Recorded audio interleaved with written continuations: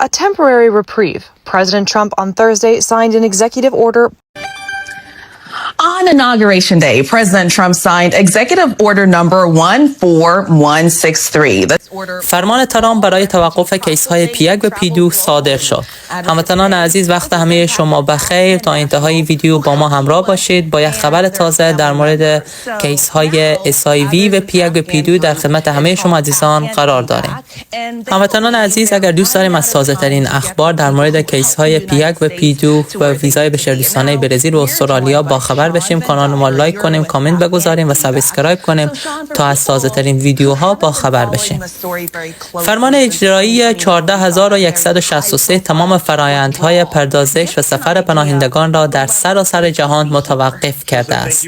تمامی پناهندگان از جمله افغان‌های شامل برنامه پذیرش پناهندگان ایالات متحده در دسته‌های پیک، پیدو، پیسه و پیچا از جمله پرونده های پیوستن خانوادگی DS4317 به دلیل این فرمان متوقف شدند. این به این معنا است که هیچ پرونده جدیدی پذیرفته نمی شود، هیچ پرونده پردازش نمی شود و هیچ جابجایی برای پرونده های تایید شده صورت نمی گیرد. دوستان عزیز، متاسفانه بسیار خبر بد می باشه برای تمام کسانی که منتظر کیس های پیک و پیدو بودند و شما سالها منتظر بودید تا یک خبر خوش دریافت کنیم و فعلا تمام این پرونده ها پردازش نمیشه و همه از اینا متوقف شده. این توقف شامل اعضای خانواده نیروهای فعلی ارتش آمریکا، کودکان بی سرپرستی که نیاز به پیوستن به خانواده‌های خود دارند، زنانی که به عنوان رهبران گروه‌های تاکتیکی زنانه، قاضی، روزنامه‌نگار و نماینده پارلمان خدمت کرده‌اند، اعضای نیروهای دفاعی افغانستان که در کنار ارتش آمریکا جنگیدند و بسیاری دیگر می‌شود. دوستان عزیز، گروه‌های میباشه که پرونده‌های از اینا به حالت تعلیق آمده که شامل کیس‌های پیک و پیدو می‌شدند. پناهندگان تحت USRAP سختگیرانه ترین فرایند قربالگری مهاجرتی در جهان را طی می‌کنند. سازمان‌ها و نهادهای اطلاعاتی آمریکا آنها را چندین بار قبل از تایید بررسی می‌کنند. این افراد مهاجران غیرقانونی نیستند، آنها مهاجران قانونی با ارجاع دولت آمریکا هستند. ده‌ها هزار پناهنده افغان در افغانستان و پاکستان تمام مراحل پردازش و سفرشان به حالت تعلیق درآمده است و این وضعیت آنها برای مدت طولانی‌تر در معرض خطر شدید قرار داده شده است.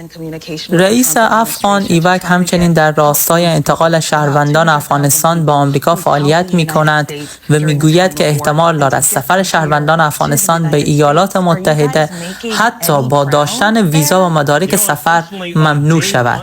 این ائتلاف امشب چهارشنبه در ایکس نوشته است که آنان از منابعی در دولت آمریکا شنیدند که احتمالاً این ممنوعیت از هفته آینده بر شهروندان افغانستان و شماری از کشورهای دیگر اعمال شود، حتی برای کسانی که ویزای آمریکا را دارند. او همچنین گفت کسانی که ویزای آمریکا را دارند هر چه زودتر سفر کنند و این فرصت را از دست ندهند. Officials who have said they care about this, but nothing is moving. And in fact, what we're hearing is that it seems like it's going to get worse every day. You're a veteran. You're a Navy veteran. You fought in the Middle East. You have been talking about the importance of these relationships. I mean, just to even break it down on a basic level, even for people who are translators, you can't defend the United States if you don't have that help. So give us an idea. What does this mean for the people who were promised the help to get out of there and they're not getting it? Sure. So there's 200,000 people stuck in Afghanistan right now who were promised a pathway here by a service member, by a diplomat, by somebody with the authority of the United States acting on the orders of the president that said, hey, if you stand with us, we'll stand with you. And now what we're showing the world is that our promises are temporary and conditional. Stephen Miller is making liars out of veterans, and that's unacceptable. It's unconscionable. What could happen to these people who are still stuck there? It's already happening, right? People are being hunted down and killed. A family member of a U.S. service member was killed over Christmas because we've taken too long to get them out. Now, people were moving, but as soon as President Trump got in office, he put a stop to all of it, which is crazy because he campaigned on the backs of those that we lost at Abbey Gate by marching their loved ones out on the RNC stage. He did a great job of being an empathy guy with those families, which Joe Biden used to do, right? He didn't do it this time. And look, we think that the president must not know that Stephen Miller is squandering his relationship with veterans. We think that he must not know that we're spitting in the faces of our veterans by not keeping Enduring Welcome going. They've given orders to stop Enduring Welcome from happening. They've said, send us your plan to close it down. Michael Lawler, Republican from New York, sent out a letter. Yeah. Tell me what that letter was all about. Well, listen, 90% of the American public support this work, support the work that the coordinator for Afghan relocation efforts is doing. That's the office within CARE. That's sort of like the main hub of work relocating our allies, both refugees and SIVs. There was a law passed in the NDAA, the CARE Act, that authorized it until 2027. So Representative Lawler, Representative McCall, and Representative Hudson sent a letter to President Trump yesterday saying, hey, President Trump, you need to not tear this down. This is so important. It's the last pathway for our wartime allies. And they brought up the national security argument. If you do this, it makes our country less safe. If you do this, we're not going to be able to fight our wars later on.